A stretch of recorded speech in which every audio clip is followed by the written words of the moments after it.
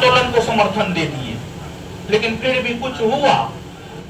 पिक्के कितना नौटंकी किया, समर्थन भी किया, लेकिन उसमें कुछ नौटंकी भी था। पिक्के की सराहना इस बात को लेकर होनी चाहिए कि कोर्ट में उन्होंने केस किया, इस बात को लेकर उनकी सराहना होनी चाहिए। देखिए, जो सही किया है उसको सही कहिए, जो गलत किया उसको गलत कहिए, समझे। और जो है आपको सिर्फ और सिर्फ अब री एग्जाम कोर्ट ही करवा सकता, दूसरा कोई कुछ नहीं करवा सकता, ऐसा मेरा अपना मानना है। और जो लोग मेरे इस विचार से इत्तेफाक नहीं रखते थे वो भी आंदोलन किए, और अंतिम में जो है हाईकोर्ट के अधिवक्ता को ही उतारना पड़ा। अंतिम में मतलब हमारे विचारों के ऊपर ही आए। सबसे पहले तो हमारे विचारों का विरोध किए, लेकिन शाम होते होते जो है उनको भी मानना पड़ा कि नहीं, बात तो कम है, न्यायालय ही कर सकता है। फिर कोर्ट की बात वो लोग भी करना शुरू कर दिए, न्यायालय की बात वो लोग भी करना शुरू कर दिए।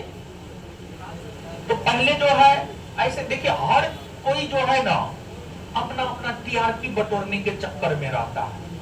और आप लोग जानते हैं, भोले वाले होते हैं, आपके इमोशन के साथ लोग खेलता है, समझ गए, खेलता है आपके इमोशन के साथ। जैसे बाबा लोग क्या करता है, आपके इमोशन के साथ खेलता है।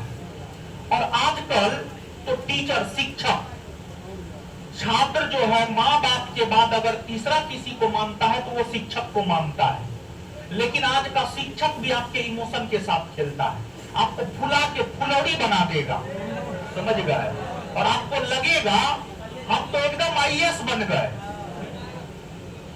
और पता चलेगा ग्रुप डीओ ने निकला आपसे। तो वैसा नहीं करना चाहिए। वास्तविकता से देखिए, शिक्षक, देखिए हर किसी का अपना एक धर्म होता है, शिक्षक का भी अपना एक धर्म होता है। तो शिक्षक का क्या धर्म होता है जानते हैं? शिक्षक का धर्म अगर देखा जाए तो शिक्षक का धर्म होता है छात्रों को वास्तविक चीजों से अवगत करवाना, छात्रों का सही रूप में मार्गदर्शन करना। सही रूप में मार्गदर्शन करना मतलब क्या गलत है, क्या सही है, क्या आपको करना चाहिए, क्या आपको नहीं करना चाहिए, ये शिक्षक का धर्म होता है। लेकिन आज शिक्षक का धर्म क्या हो गया है जानते हैं? आज शिक्षक का धर्म हो गया है सिर्फ अपनी लोकप्रियता को बनाए रखना, सिर्फ अपनी लोकप्रियता को बनाए रखना। तो सिर्फ अपनी लोकप्रियता को आप कब तक बनाए रख सकते हैं? और पहले का दौर अलग था, आज का दौर अलग है। 11वीं-12वीं सदी का एग्जाम्पल दे करके 21वीं सदी में आप कुछ नहीं कर सकते हैं। 11वीं-12वीं सदी में राजतंत्रात्मक शासन प्रणाली था, आज लोकतंत्रात्मक शासन प्रणाली।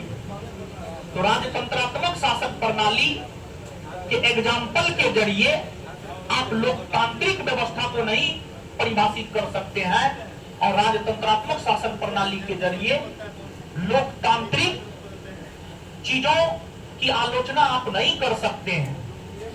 और बहुत किसी को कुछ पता नहीं होता है, लेकिन एक बात हम आपको बता देते हैं, आज जो लोग जिस पिच पे बैटिंग कर रहे हैं ना, उस पिच को तैयार रोशन आनंद ने किया है, और आंदोलन की शुरुआत रोशन आनंद ने किया है। सोचने वाली बात है ये कि रोशन आनंद को ही पुलिस क्यों गिरफ्तार करके ले गया 29 तारीख। टीचर तो और भी बहुत सारे गए थे।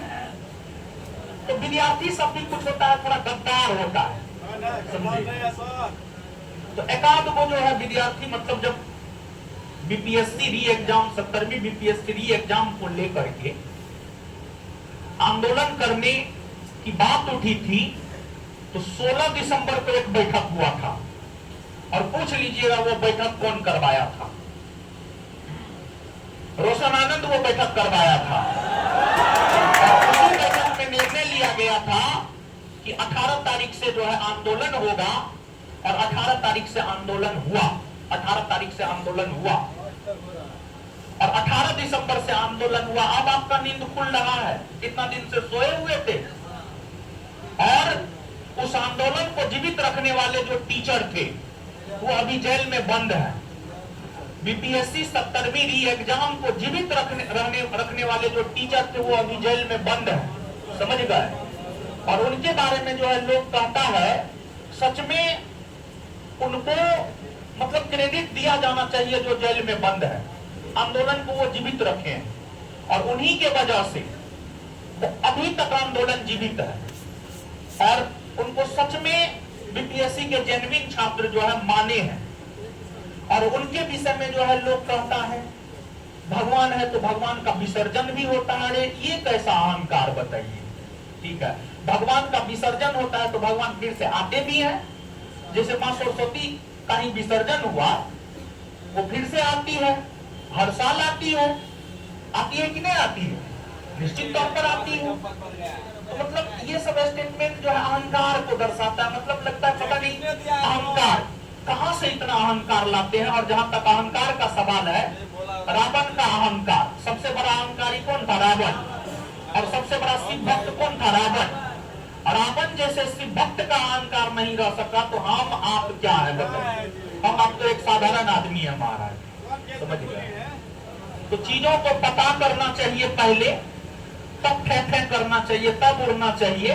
बिना पता किए वो फे करना शुरू कर देता है और अंतिम में हमारे ही विचारों से सहमत होना पड़ता है और अंतिम में न्यायालय की बात करना पड़ता है, समझ गए। लिखिए अब यहां तक।